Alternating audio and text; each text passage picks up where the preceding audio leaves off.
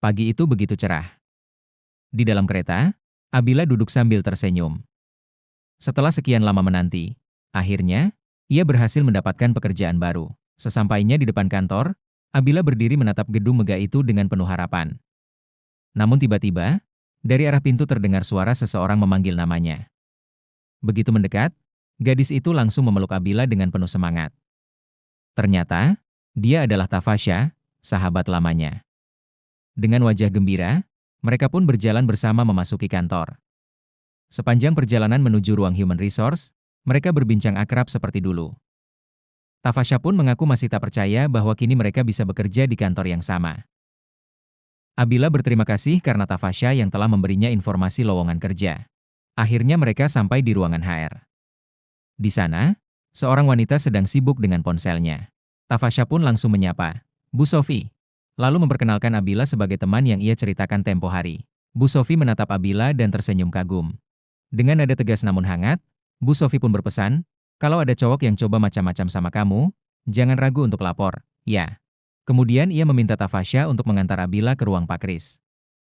Sambil bercanda, Bu Sofi menambahkan, "Biar Abila tahu sendiri, seberapa gantengnya bos kita." Tafasya pun tersenyum dan mengiyakan. Tak lama, mereka sampai di depan pintu ruangan manajer. Setelah mengetuk pelan, terdengar suara dari dalam, "Silakan masuk." Tafasya membuka pintu dan berkata, "Pak, ini karyawan baru yang kemarin saya ceritakan." Namun Abila pun terkejut, matanya terbelalak, pria yang duduk di kursi bos itu bukan orang asing. Dia adalah Krishna, mantan kekasihnya sewaktu SMA. Dengan tenang, Krishna berdiri dan menyambut Abila. "Selamat datang di perusahaan kami." Mereka pun berjabat tangan. Tapi genggaman itu terasa berbeda, bukan sekadar salam formal, melainkan seperti reuni setelah belasan tahun. Abila tersenyum tipis. Namun di dalam hatinya, ia mengumpat dalam diam. Kenapa harus dia? Kenapa mantanku ada di sini? Hari berikutnya, Abila sedang asyik melihat sosial media. Dalam hati, ia bergumam lirih. Kenapa ya? Kalau sudah jadi mantan, orang itu justru terlihat jauh lebih menarik, namun pandangannya tiba-tiba teralihkan. Di sudut ruangan, Pak Krishna tampak sedang berbicara dengan beberapa karyawan lain. Auranya begitu memikat, bahkan dibandingkan dengan semua pria di kantor itu, pesonanya terasa berbeda. Tafasya yang ikut memperhatikan, lalu mendekat ke Abila. Sambil memiringkan kepala, ia berbisik. Dari segi apapun, aura Pak Kris itu sampai aur-auran. Tak disangka, Bu Sofi tiba-tiba muncul dan ikut menimpali. Melihat Pak Kris itu, sama saja seperti penyegaran mata buat saya di kantor ini. Bahkan, seorang pria lain yang kebetulan lewat pun ikut berkomentar. Pak Krishna sudah jadi kiblat bagi semua laki-laki di kantor ini. Ia merasa, kalau menatap beliau, seperti sedang bercermin. Abila pun penasaran, menoleh ke arah pria itu. Pria itu pun menyapanya ramah, sambil tersenyum memperkenalkan dirinya. Ia bernama Kenan. Bu Sofi kemudian memperkenalkan Abila. Ia temannya Tafasya sejak kuliah dulu. Kenan sedikit terkejut. Ia mengira Abila jauh lebih muda dari Tafasya. Tafasya langsung protes, merasa kesal dengan candaan itu. Suasana mendadak mencair, sampai akhirnya Abila bercerita dengan wajah sendu. Bahwa dulu, ia pernah hampir mendapatkan pekerjaan impiannya, tapi semuanya gagal karena pandemi. Bahkan, ketika sempat bekerja di tempat lain, lingkungan kerjanya tidak nyaman. Mereka yang mendengarnya ikut hanyut dalam kesedihan Abila. Bu Sofi menghela napas, lalu berkata, "Sekarang ini, mencari pekerjaan sama sulitnya dengan mencari jodoh."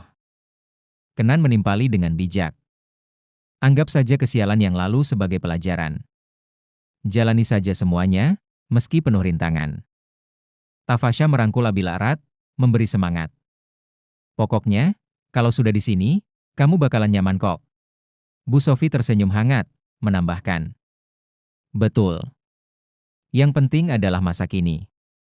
Kenan juga mengangguk, lalu berkata pelan, "Dan masa lalu, biarlah berlalu." Abila terharu mendengar semua dukungan itu. Ia menatap mereka satu persatu, lalu berucap tulus, "Terima kasih, semuanya." Namun tiba-tiba, dari arah belakang terdengar suara Pak Krishna yang baru saja lewat. Ia menyapa hangat, lalu memberi semangat kepada mereka semua. Namun sebelum kembali ke ruangannya, tatapannya sempat terhenti pada Abila. Dengan nada tenang, ia berkata, "Masa lalu biarlah berlalu. Kini saatnya menyambut orang baru." Abila yang mendengar itu pun tercekat. Dalam hatinya, ia bergumam getir. Orang baru? Ini MAH rasanya lebih seperti beban baru.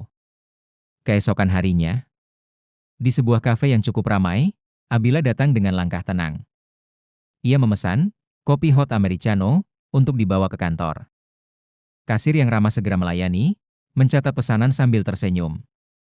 Namun tiba-tiba, dari arah belakang, terdengar suara berat yang begitu familiar. Seseorang menyodorkan kartu ATM ke kasir, lalu menambahkan pesanan dengan santai. 8 gelas ya. Abila menoleh cepat. Dan benar saja, itu adalah Pak Kris. Kasir tersenyum, mengangguk, lalu berkata, "Baik, pesanan ditunggu, ya." Abila terdiam. Dalam hati, ia bertanya-tanya, ngapain sih orang itu ada di sini? Namun pandangan matanya tak bisa lepas. Sesaat ia menatap Krishna lebih lama. Dan dengan nada lirih, dalam hatinya ia bergumam. Sejak kapan dia jadi setinggi ini? Akhirnya, pesanan kopi pun siap. Sambil berbalik badan, Pak Kris berkata santai, "Abila, tolong bawakan semua kopi ini ke kantor. Jangan lupa, satu taruh di meja ruanganku." Abila melongo, wajahnya kesal. "Pak, ini banyak sekali. Gimana cara bawanya?"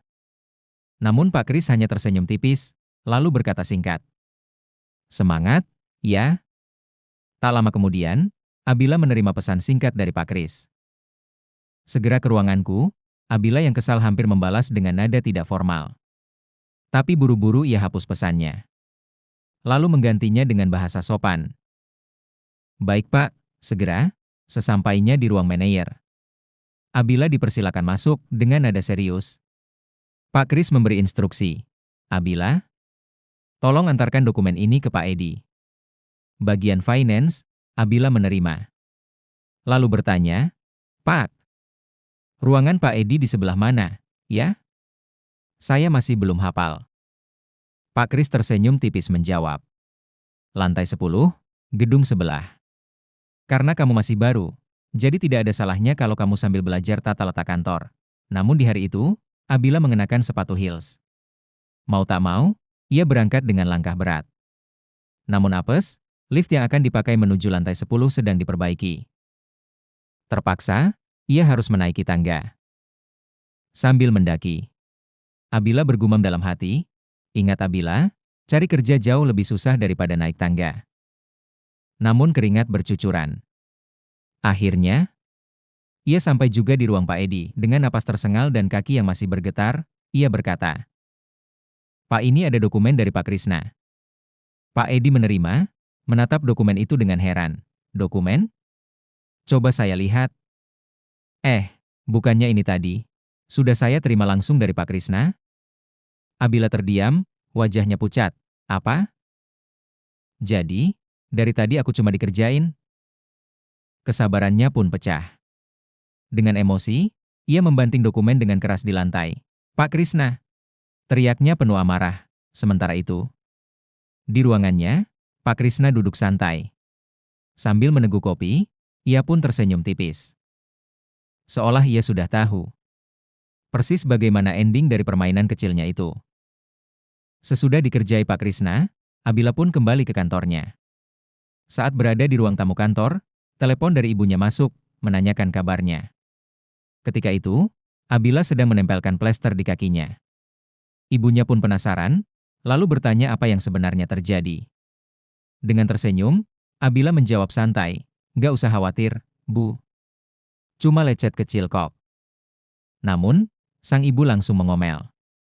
Ia berkata kenapa hal itu bisa terjadi, bahkan menambahkan, kalau beli sepatu jangan asal lihat harga murah di marketplace. Belilah yang proper. Mendengar itu, Abila jadi kesal. Ia pun memberitahu ibunya kalau dirinya habis dikerjai oleh atasan. Dari dapur, ibunya yang sedang memasak hanya bisa menghela napas, lalu menyarankan agar sepulang kerja Abila mampir ke mall untuk membeli sepatu baru yang lebih nyaman.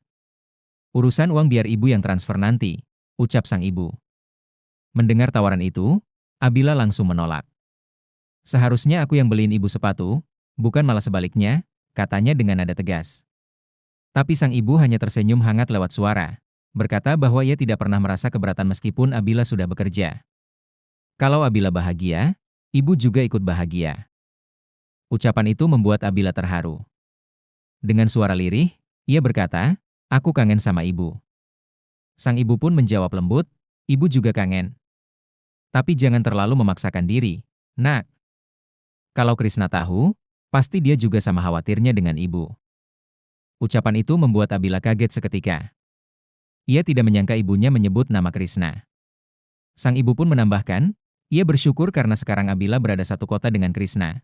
Jadi bisa sekaligus menitipkan Abila pada pria itu. Sebelum menutup pembicaraan, ibunya tersenyum manis dan berkata, "Sampaikan salam ibu buat Krishna." Ya. Mendengar itu, Abila jadi gugup. Ia buru-buru mencari alasan dan mengakhiri panggilan, lalu menghela napas panjang karena berusaha menutupi fakta bahwa atasannya adalah Krishna. Namun tiba-tiba, dari arah belakang, suara seseorang terdengar. Ternyata Mas Dayat, OB kantor, ikut mendengarkan percakapan tadi. Sadar ketahuan, ia langsung panik dan berlari sambil berkata, "Maaf, Bu Abila, saya nggak sengaja dengar." Abila yang marah spontan berteriak, "Mas Dayat, tunggu."